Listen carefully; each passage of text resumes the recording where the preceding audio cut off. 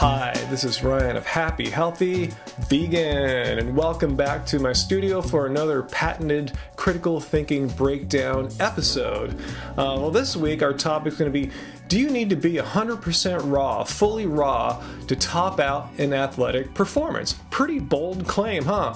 That's what I thought too when I read this on Facebook yesterday. Andrew Perlot, who actually did an episode about a few months ago, and I'll link to that at the end of the video. He posted on Facebook how he went to the Texas VegFest and saw Mac Danzig, the mixed martial artist who he's been vegan and recently took on a more 80-10-10 diet, as I heard on Rich Roll's podcast a few months ago. And Andrew went on to say, yeah, Mac made it clear, vegan is great, but if you want to top out in athletic and mental performance, a diet of raw fruits and vegetables is simply going to work out a lot better than cooked carbs like potatoes and rice.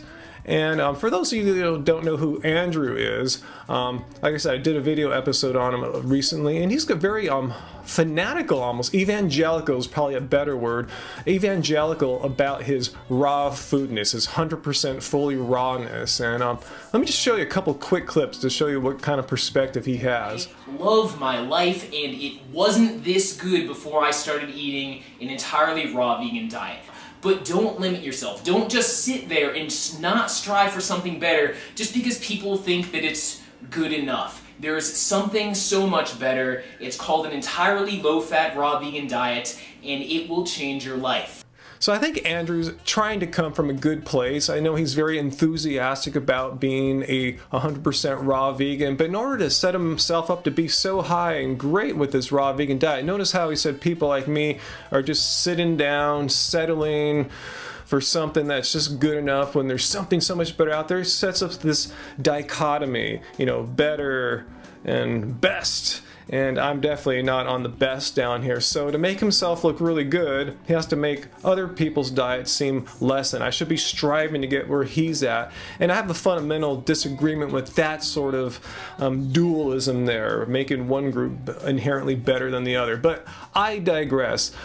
Let's go to this VegFest and let's see the question that Andrew asked Mac Danzig that elicited the response that supposedly means that you have to be 100% raw to top out athletically. What benefit do you get off the raw fruits? The benefit that I get, that I feel immediately off of the 80-10-10 diet, especially the raw version of that with fruits and everything. He asked, what's the difference between having like a high carb diet and utilizing lots of fruits and leafy greens as opposed to cooked carbs and things like that. The main thing I noticed is clean energy. When I changed over to the 80-10-10 style diet, for lack of a better term, or just the high carb diet, high in fruit and raw foods, I immediately had so much clean energy. Right, this clean energy that Mac is talking about, and I can relate to him.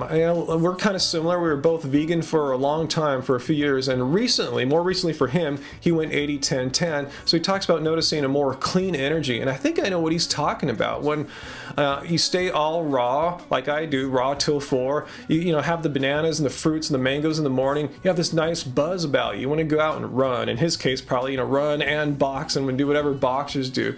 And at nighttime, if I have some potatoes or rice or Angie makes ugali, I still have that nice energy, and I could still go out and train after that, but it's a more kind of chill energy. You don't mind kind of relaxing, as opposed in the morning. Last thing I want to do after having like my 1,300 calorie banana smoothie is sit down on a couch all day, but I can handle that at nighttime.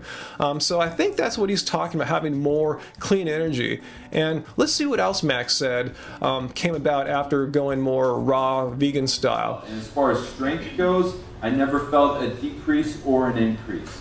My strength stayed the same, my stamina stayed the same, but long term, after I was doing it for a few months, I noticed my cardio levels seemed like I could sustain them for a lot longer time, because the fact of the matter is your bloodstream is just working so much more efficiently, because you literally don't have the fat. So yeah, if you keep the fat out of your diet with a high carb, low fat, vegan diet, it doesn't have to be raw 100%, because still, rice, potatoes, ugali, all that stuff still has low fat, it's high carb. As long as you're having a high carb diet, like Mac says, your endurance and cardio goes through the roof. You can exercise more, you can do more. So it's not unique to being fully raw, as Andrew Perlot seems to pull out of this. He's putting words into Mac.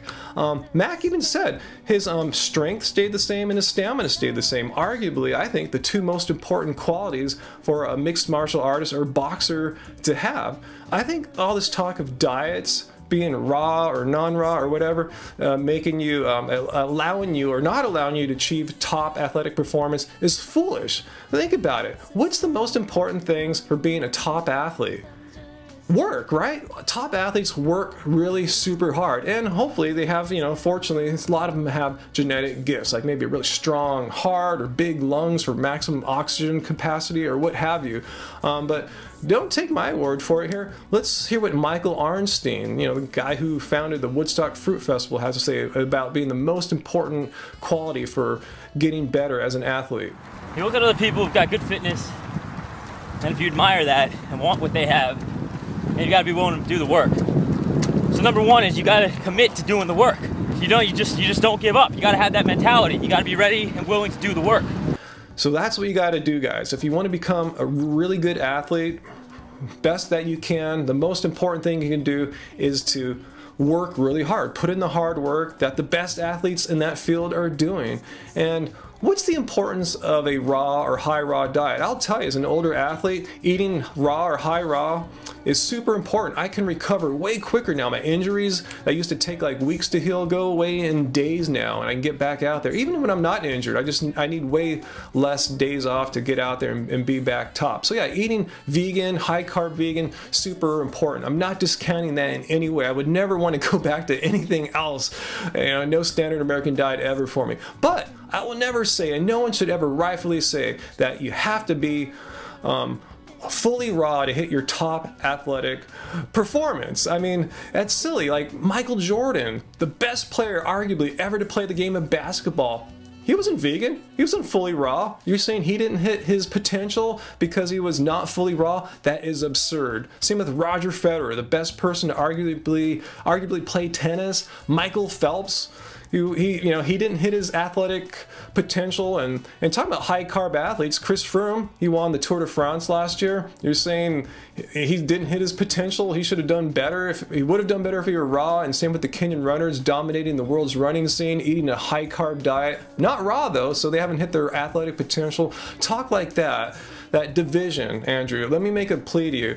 I know you're coming from a good place, but it just serves to divide, making this duality of, best, better, and then everything else. It's hard work, man. It is hard work. Diet's no magic bullet. It helps, but you gotta work hard if you want to kick butt at your sport. End of story. And so post your questions and comments down below, guys. What do you think? Did you just go raw and not work any harder, and then all of a sudden you were magically performing at elite levels? Let me know. Prove me wrong. And if you like what you're hearing here, subscribe up above for more from Happy Healthy Vegan. And we got more than just these critical thinking episodes. We got recipe videos on the way and more lifestyle stuff and everything. So until next time, guys, keep it carb and keep it rational. It's a sleight of hand, conjurer's trick. But the smoke and it's gone. Don't you get caught?